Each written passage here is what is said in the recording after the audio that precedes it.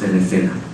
Entonces, de esa cuenta, para nosotros es muy grato tener este espacio porque, aparte que tenemos el contacto directo con los académicos, también vamos hoy a conocer varias publicaciones que en la UNAM se han hecho sobre el teatro. Esas publicaciones que en nuestro ámbito carecemos con toda certeza y que nos resultan tan necesarias. Va la publicidad adelantada. Varios de los libros que miran ustedes acá, que algunos son únicos ejemplares que traen los doctores, porque bueno, eso representaba una carga mayor en el avión, pero bueno, esos únicos ejemplares, hay algunos que están ahí que van a estar en venta, así que cuando se dé la posibilidad, pues bueno, ya los doctores al final, ¿verdad? Pero de ellos, pues tenemos algunos ejemplares en el INESLI, en el Instituto Nacional de Estudios de la Literatura, y pues bueno, eso creo que es un dato importante de señalar. Un instituto, pues bueno, pequeño, pero que vamos a tener un acervo bibliográfico que va a ser imposible encontrarlo en otro espacio en Guatemala. Así que, pues desde ya les invitamos a que los consulten en la sede del instituto. Muy bien, como les señalaba, hoy vamos a tener la presentación del fondo editorial de la sección teatro de la Facultad de Filosofía y Letras de la Universidad Nacional Autónoma de México. Para ello, pues contamos con los académicos y nos van a relatar acá todos los avatares que han tenido que seguir para llegar a tener estos libros, que también son majestuosos porque son libros que superan las 300 páginas, y eso es un hito interesante, ¿no? Que se hagan publicaciones de esta extensión sobre productos teatrales, y además de eso hay otros textos muy interesantes que van a teorizar sobre otros enfoques de lo teatral. Pero para ello me voy a dar hemos estado leyendo las hojas de vida de los académicos todos los días, pero cada día se suman nuevos estudiantes, nuevos participantes al evento, y creo que es válido resaltar los méritos académicos de los catedráticos. De esa cuenta voy a iniciar presentando al doctor Alejandro Ortiz Bullegoiri.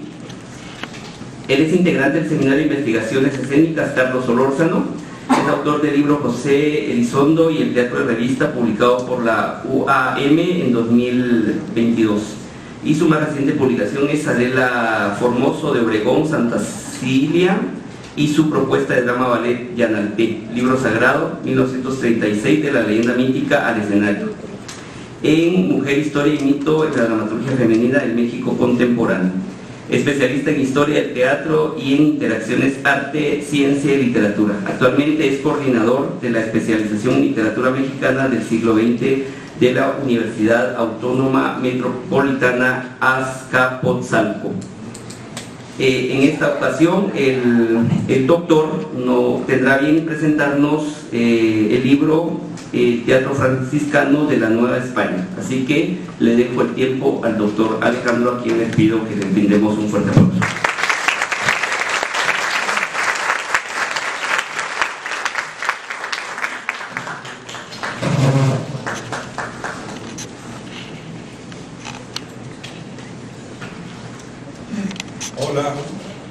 Hola, ¿sí se oye? ¿No se oye? ¿No?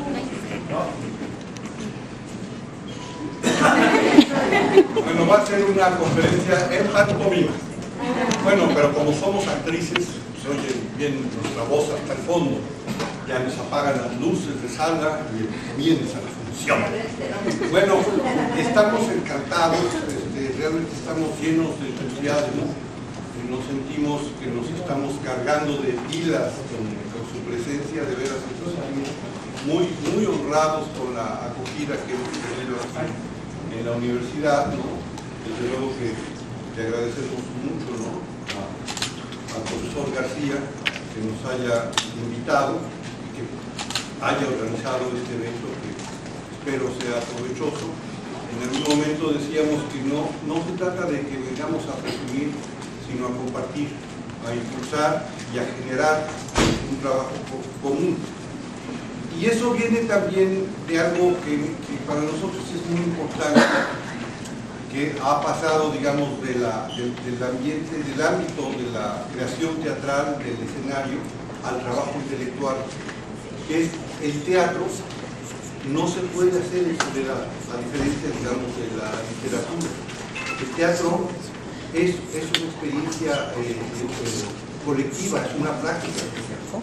No solamente en la relación público-actor, público-escenario, sino que quienes realizan teatro tienen que trabajar en colectivo. Para nosotros es esencial, para hacer teatro, entender lo que se llama trabajo en equipo. ¿Sí? No se puede hacer teatro si la gente no se entrega al trabajo de los demás. Y esa mística, sin darnos cuenta, en el paso de los años, lo que ha generado es que justamente lo que nosotros procuramos hacer cada vez que emprendemos una investigación es siempre hay algo que puede significar un trabajo colectivo. Entonces, buena parte de estos libros que tienen aquí ante ustedes son trabajos que hemos hecho en colectivo y además acompañados por nuestros grandes maestros. Es decir, nosotros realmente caminamos a hombros de gigantes, empezando por don Carlos Solórzano, de quienes hemos hablado desde el principio, que es la figura que nos une. Entonces, de lo que les quiero compartir es esta idea de qué importante es trabajar las labores académicas desde una perspectiva colaboracionista, ¿no? Independientemente de que el trabajo intelectual requiere de la soledad. De hecho, cada uno de nosotros tres pues tenemos nuestras propias investigaciones, ayer lo mostrábamos, ¿no? Pero eso no excluye una cosa a la otra, al contrario, nos enriquece. Entonces, este es el momento que venimos a compartirles más o menos cómo es que nacieron estas publicaciones, que con todo honor podemos decir que nos sorprende que las encontramos en las grandes bibliotecas latinoamericanas de todas partes. ¿Sí? Si ustedes abren el catálogo de la Biblioteca Latinoamericana de la Universidad Libre de Berlín, como la Frau Berlin Universität, ¿no? Van a encontrar estos libros, ¿no? Algunos de ellos ya están en línea, ¿sí? Entonces, pues,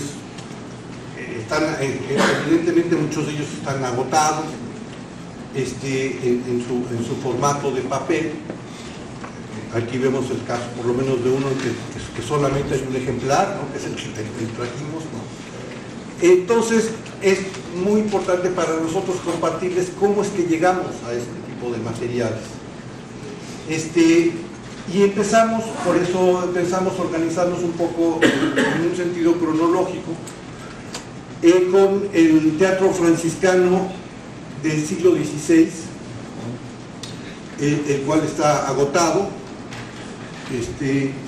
Comentábamos en la mañanita que estamos esperando que lo puedan ya subir a la red en el repositorio de la Facultad de Filosofía y Letras de la UNAM. Ese es un trabajo de fuentes y documentos para el estudio del teatro de evangelización en la Nueva España. Por ahí nos enteramos de que existe una investigación sobre el teatro franciscano en Guatemala. Lo que no sabemos, porque no hemos tenido la oportunidad de consultarlo, es si corresponde al siglo XVI o es posterior. Durante muchos años se consideraba que justamente el teatro de evangelización era el primer teatro, en Hispanoamérica, más allá del teatro realizado por, si es que se le puede llamar teatro, o las formas escénicas que se realizaron en Mesoamérica, en la antigua Mesoamérica. Sin embargo, este trabajo lo que hace es un puente que reúne los trabajos que durante el siglo XX particularmente se han ido haciendo en torno de ese teatro tan importante, un teatro religioso, que no es nada más la prédica religiosa a través del teatro, sino es un teatro que implicó una imbricación de la cultura y de la cosmovisión mesoamericana, particularmente náhuatl, con la teología de origen medieval católica que venía particularmente de España. Entonces,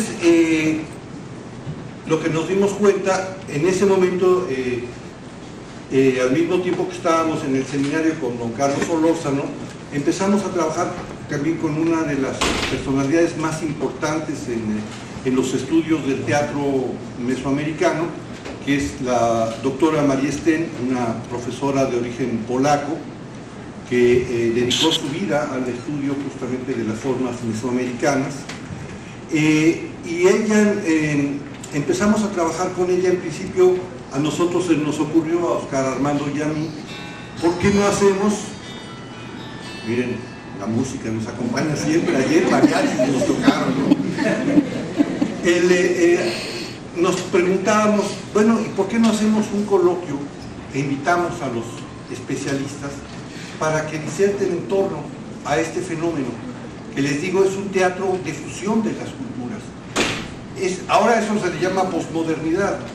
Era un teatro con la tipología de representación medieval, pero dentro de la cosmovisión indígena, un teatro en lengua náhuatl, en donde escénicamente la representación tomaba los elementos de las representaciones medievales, de teatro al aire libre, las mansiones, el recorrido por los espacios, no era un teatro unidireccional, sino que ahí mismo los maestros en artes escénicas, por decirlo de alguna manera, llenaban el escenario, decoraban con flores, por ejemplo, y usaban instrumentos autóctonos. Y entonces imagínense representar el juicio final en náhuatl, con toda la parafernalia mesoamericana y al mismo tiempo el uso de elementos completamente ajenos al mundo indoamericano, como puede ser el uso de la pólvora, de las formas. Es necesaria la monogamia en el mundo mesoamericano, ¿sí? Y entonces había que combatir esas cosas, porque el principio fundamental es que los pueblos amerindios conocían a Dios, pero habían sido pervertidos por el demonio. Es un mundo alucinado el de la conquista de Mesoamérica. Es algo muchísimo más complejo de lo que nos imaginamos, de los más malos misioneros que nos conquistaron. Bueno, en ese sentido creo que mejor me voy a mi estrado. Como buen franciscano. Como buen franciscano. En verdad os digo, hermanas.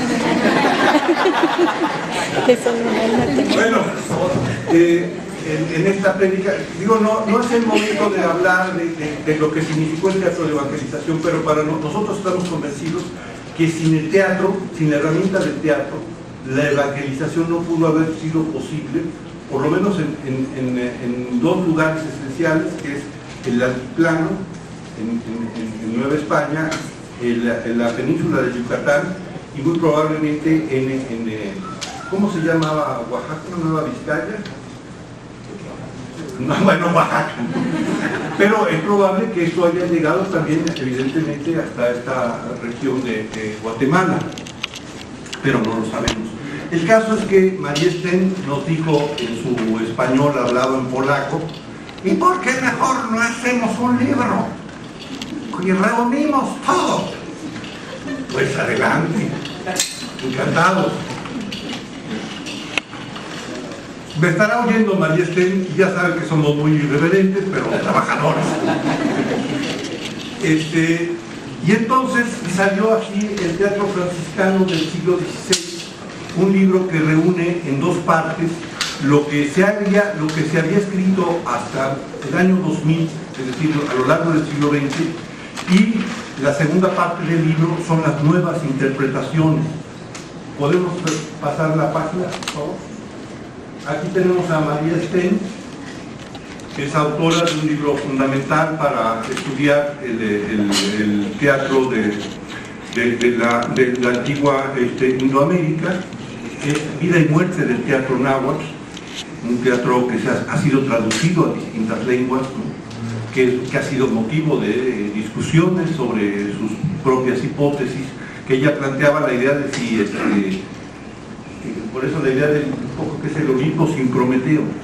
Si los mitos no tienen ese carácter moral como lo tienen los mitos griegos, si pudieron haber utilizado los mitos cosmogónicos, como por ejemplo el Popol Vuh, para hacer teatro. Es una reflexión interesante que no tiene respuesta todavía, ¿no? En fin, trabajamos con María Estén, que claro era colega de Carlos Solórzano. ¿Podríamos pasar a la siguiente? Y aquí está el libro. Entonces María Estén es la coordinadora y Óscar Armando y yo fuimos los compiladores que nos dimos a la tarea de buscar en dónde se había estudiado el teatro de evangelización. Entonces, entre los primeros, en los trabajos que existían, está desde luego el de Miguel León Portilla, el teatro de los antiguos de los que encontraron, ¿no? De los misioneros. ¿Qué fue lo que vieron los franciscanos? Eso es lo de Miguel León Portilla, con lo que abre el libro. Perdón, ahí sí fue un error mío, una falla, que tomé foto de los índices de los libros, pero a la hora de que organicé las presentaciones, no sé en dónde guardé el archivo, entonces son platicados. Disculpen ustedes. Y también, es decir, dentro del libro nos pareció oportuno invitar a algunos colegas que hablaran sobre el tema. Aparte de todos los estudios que fuimos encontrando durante el siglo XX, que fueron como 18 más o menos. Inicia el libro una reflexión de Miguel León Portilla sobre aquello que vieron los franciscanos, luego un estudio de Antonio Rubial sobre los franciscanos en general. Es decir, ¿a qué llegaron los franciscanos a la Nueva España? ¿Cuál era su misión? Luego otro estudio de Solange Alberro sobre la tabula rasa, sobre el concepto de la tabula rasa que manejaron justamente en la evangelización. Y al final del libro hay un estudio muy interesante, muy completo, sobre todas las representaciones que se pueden vislumbrar, que se hicieron en el siglo XVI. De las que están, digamos, recientemente documentadas, que se hicieron estas representaciones. Más o menos se calcula que las primeras representaciones teatrales se dan hacia 1530. Y la primera de ellas fue el Juicio Final, cuyo autor es el fraile Andrés de Olmos, y fue representada ya había un colegio para indígenas, que era el colegio de la Santa Cruz en Santiago de Tlatelolco. Nada más que aclarar que este trabajo muy minucioso e incluso una bibliografía especializada lo hizo una muy joven investigadora que en ese momento estaba haciendo su doctorado sobre el teatro evangelizador, Beatriz Aracil, de la Universidad de Alicante, y ella colaboró ampliamente en esta investigación. Y entonces el otro puntal de la investigación del teatro indígena de evangelización, porque existieron y coexistieron otras formas escénicas indígenas que no estaban necesariamente vinculadas con la evangelización, pero quien es puntal en los estudios del teatro de evangelización hasta ese momento fue el antropólogo Fernando Orcasitas, del cual vamos a hablar un poco más adelante. Ahí ponemos algunos de sus primeros escritos sobre el teatro náhuatl, y en la segunda parte, como les decía, empezamos a rastrear de manera internacional quiénes podrían escribir nuevas interpretaciones sobre el teatro de evangelización. Ahí con María Estén fue muy buena su manera de negociar, porque hablaba con investigadores importantes de otras instituciones académicas en Estados Unidos, en Francia, en Inglaterra y en México también, y la respuesta es: pero del teatro de evangelización sí ya está todo dicho, no es tan importante. Y María Estén nos decía: pero sí es importante, es fundamental para el teatro. Y entonces, con la tenacidad la verdad es que aprendimos mucho de esa tenacidad, se consiguió que grandes especialistas colaboraran con el libro, y nosotros también, siendo jóvenes. Entonces tuvimos ese privilegio de hacer un libro en donde las reflexiones en torno del teatro de evangelización fuesen complementadas con estudios nuestros, incluyendo el de Beatriz Aracil Barón, y este trabajo de alguna manera está vinculado con el proceso de elaboración de tesis doctoral de Óscar Armando García también, que no ha querido presumir, ¿no? Pero es un gran especialista en, justamente, ayer hablaba de los espacios escénicos en Tikal, pero también es un gran especialista justamente de los espacios escénicos mesoamericanos utilizados primero que nada para el teatro de evangelización y luego para las fiestas religiosas, ¿no? Que es una cosa fantástica, todos lo conocemos, lo vivimos, es parte de nuestro acontecer cultural cotidiano. Y claro, como no había recursos para publicar el libro, todavía, aun cuando los libros más o menos empiezan a tener una salida digital, como en el caso de La Escena y sus recintos, en la Facultad de Filosofía y Letras, que hay un presupuesto asignado para publicación de libros, hay que estar en una lista de espera de alrededor de 70 libros para que el libro sea dictaminado y para que salga. Entonces hay que buscar vías alternas. Y María Estén, con su tenacidad, consiguió una beca del Fondo Nacional para la Cultura y las Artes, con lo cual el libro se pudo publicar de manera expedita y se distribuyó por todas partes. O sea que, pues digo, piensen, el año 2000, ahora hace 24 años, ¿sí? Y piensen lo que significó para nosotros de aprendizaje, de conocimiento, de vinculación, de reflexión, sobre todo en aportar algo de lo que se pensaba que ya era suficientemente, que estaba suficientemente dicho. No hay ningún objeto de estudio, ningún tema que haya estado suficientemente estudiado.